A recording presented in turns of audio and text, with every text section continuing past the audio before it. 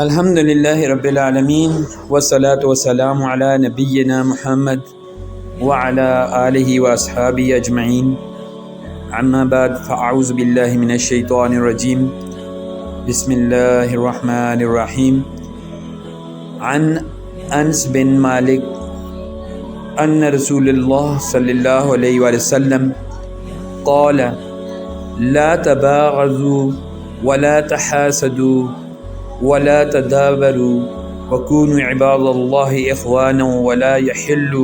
لمسلم ان يهجر اخاه فوق 3 لیال۔ حضرت انس بن مالک رضی اللہ تعالی عنہ سے روایت ہے، نبی اکرم صلی اللہ علیہ وآلہ وسلم نے فرمایا کہ آپس میں بغض نہ رکھو، حسد نہ کرو، پیٹھ پیچھے کسی کی برائی نہ کرو، بلکہ اللہ تعالیٰ کے بندے اور آپس میں بھائی بھائی بن کر رہو۔ اور کسی مسلمان کے لیے جائز نہیں کہ وہ اپنے مسلمان بھائی سے 3 دن سے زیادہ سلام کلام چھوڑ کر رہے۔ تو یہ حدیث مبارکہ آپ کے سامنے پڑھی گئی اور اس کا ترجمہ کہ جس میں حضور اکرم صلی اللہ علیہ وآلہ وسلم نے مسلمانوں کو کچھ نصیحتیں کی ہیں کہ مسلمانوں کو اپنے کسی بھائی سے بات پر دل میں بغض و عناد نہیں رکھنا چاہیے، کہ اپنے مسلمان بھائیوں کی بات کا برا نہیں منانا چاہیے۔ کسی معاشرے میں مسلمان اپنے کسی مسلمان بھائی کے لیے اپنے دل میں بغض و عناد اگر رکھے گا تو معاشرہ قائم نہیں رہ سکے گا۔ دوسری بات یہ ہے کہ ہمیں کسی دوسرے مسلمان بھائی کی چیز دیکھ کر حسد نہیں کرنا چاہیے۔ کسی میں کوئی ایسی بات دیکھ کر، اس کی کوئی اچھائی دیکھ کر، اس کے اندر جو ہے کوئی خوبی دیکھ کر حسد نہیں کرنا چاہیے، بلکہ اللہ تعالیٰ سے دعا کرنی چاہیے کہ اللہ تعالیٰ ہمیں بھی اس طرح اپنی نعمتیں عطا فرمائے۔ حسد کے بارے میں اللہ کے رسول صلی اللہ علیہ وآلہ وسلم نے دوسری جگہ بھی ارشاد فرمایا کہ حسد نیکیوں کو یوں کھا جاتا ہے کہ جیسے آگ خشک لکڑی کو کھا جاتی ہے، تو اس لیے حسد سے بھی بچنا چاہیے۔ تیسری نصیحت حضور اکرم صلی اللہ علیہ وآلہ وسلم نے یہ فرمائی کہ ہمیں پیٹھ پیچھے کسی کی برائی نہیں کرنی چاہیے۔ کسی کی پیٹھ پیچھے برائی کرنا بہت برا فعل ہے۔ سورۃ حجرات اٹھا کے دیکھیں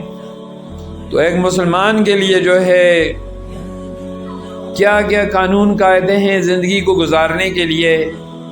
بہت مختصر مگر جامع الفاظ کے ساتھ جو ہے جامع تشریح کے ساتھ موجود ہیں، قرآن مجید میں بیان کر دیے گئے ہیں۔ ان پر عمل کرنا ہمارا کام بنتا ہے۔ اسلام میں اس کام کو، یعنی پیٹھ پیچھے کسی کی برائی کرنے کو، اپنے مردہ بھائی کا گوشت کھانے سے زیادہ برا فعل قرار دیا گیا ہے، اور اس کا سختی سے جو ہے اس کی ممانعت کی گئی ہے۔ تو بچنا چاہیے جی، غیبت کہتے ہیں اس کو،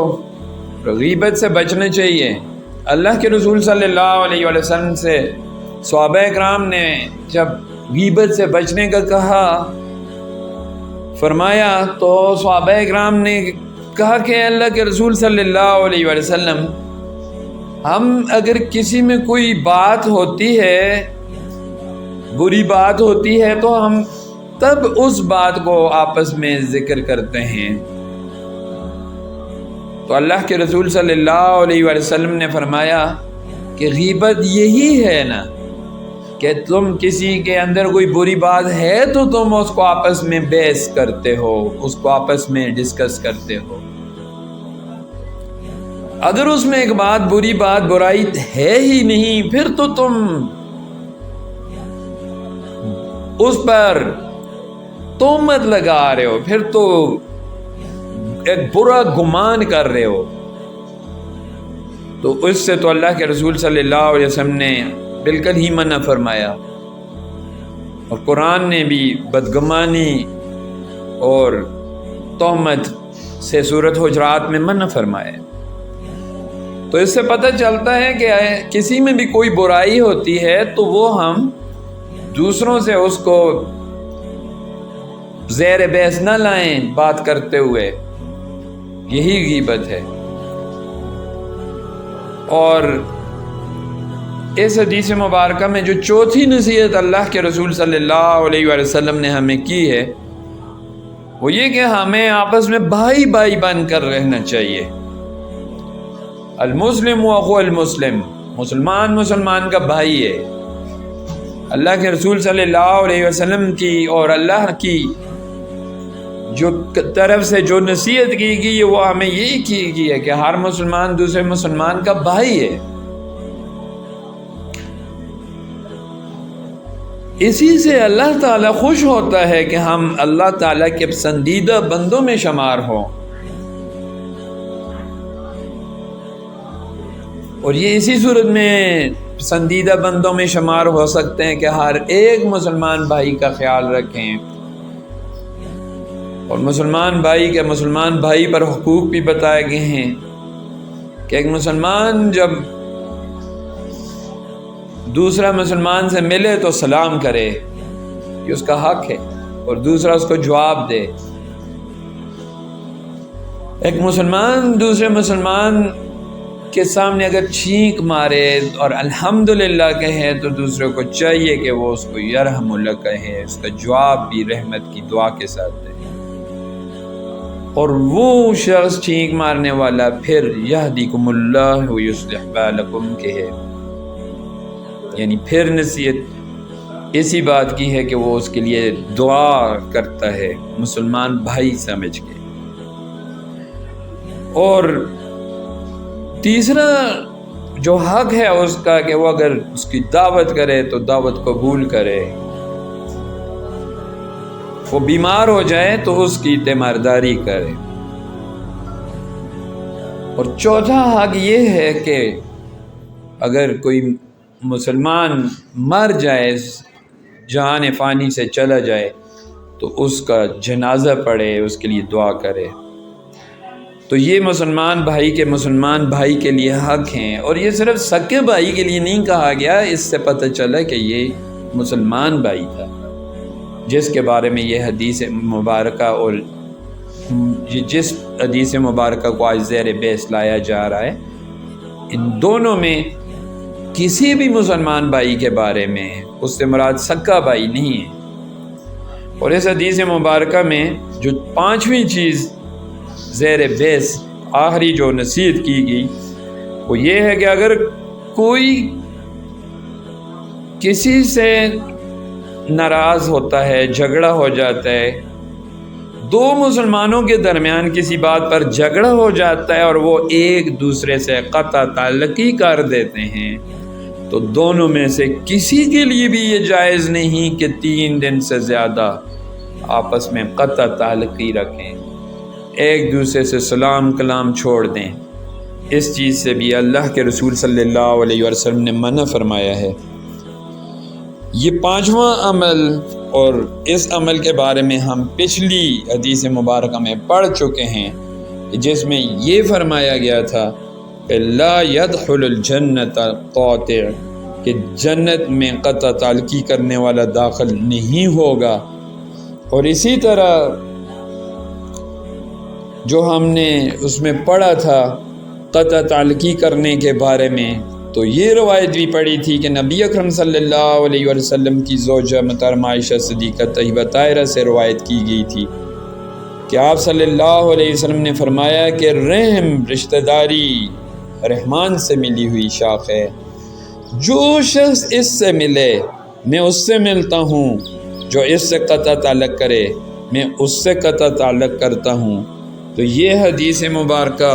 بھی یہی درس دیتی ہے کہ دوسروں سے قطع تعلقی نہیں کر سکتے، ایک دوسرے سے سلام کلام بند نہیں کر سکتے۔ تو یہ حدیث مبارکہ میں آج 5 نصیحتیں کی گئیں، اور ان 5 نصیحتوں میں جو ہماری پہلی نصیحت اللہ کے رسول صلی اللہ علیہ وسلم نے فرمائی وہ یہ تھی کہ آپس میں بغض نہ رکھو، حسد نہ کرو۔ پھر یہ تھی کہ پیٹھ پیچھے کسی کی برائی نہ کرو، یعنی غیبت نہ کرو۔ اور پھر یہ کہ بلکہ اللہ تعالیٰ کے بندے اور آپس میں بھائی بھائی بن جاؤ۔ اور پھر یہ تھی کہ کسی مسلمان کے لیے جائز نہیں کہ وہ اپنے مسلمان بھائی سے 3 دن سے زیادہ سلام کلام چھوڑ دے۔ تو یہ 5 عمل جو کوئی کرے گا اللہ تعالیٰ سے وہ جو دعا کرے گا اللہ قبول کریں گے، جنت کا رستہ آسان کریں گے، جہنم سے نجات دیں گے، اور اس کی آخری منزل آسان ہو جائے گی، اور اس کا کسی پر جو ہے حق باقی نہیں رہے گا، اور وہ ایک اچھا انسان، ایک اچھا مومن بن جائے گا، اور اللہ کا بھی پسندیدہ ہوگا، اور اللہ کے رسول صلی اللہ علیہ وسلم کا بھی پسندیدہ ہوگا۔ تو اللہ تعالی ہمیں اس حدیث مبارکہ کے مطابق ان 5 اعمال پر عمل کرنے کی توفیق عطا فرمائے۔ وما توفیقی الا باللہ۔